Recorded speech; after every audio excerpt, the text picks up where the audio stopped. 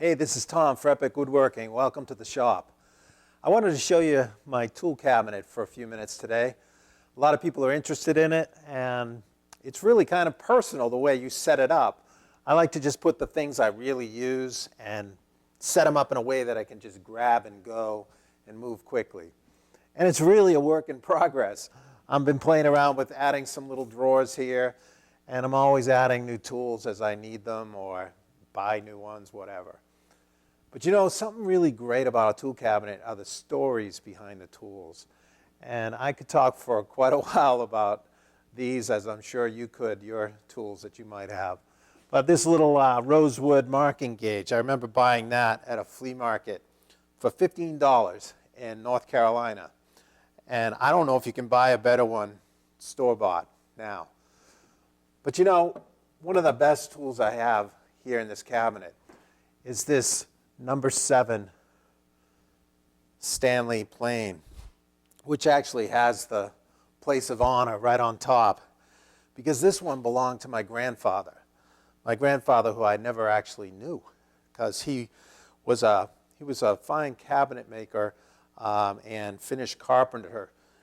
And later in his life, he went to work as a policeman so he could make more money for the family of 8. But 2 years before I was born, he was killed in an unsolved mystery of he was ambushed in an abandoned tannery in Lowell, Massachusetts.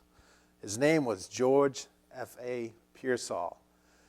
And my mother took possession of his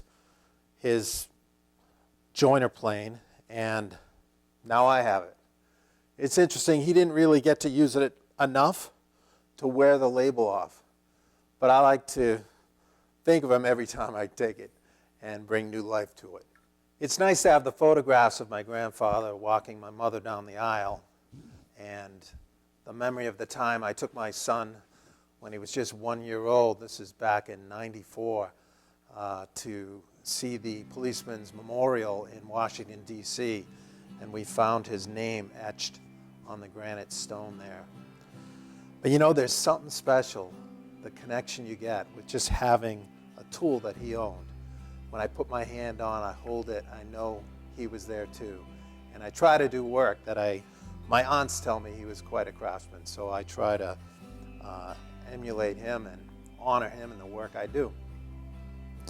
I bet you have some stories too, and I hope you'll share them and just write them in the comments about any special tools or memories you might have that mean something to you. You know, after all, you know, Epic Woodworking is not so much about the great, awesome pieces you make, but it's really about the great, epic stories we tell by the things we make and the tools we use. I hope to see you next time. Remember to comment. Take care.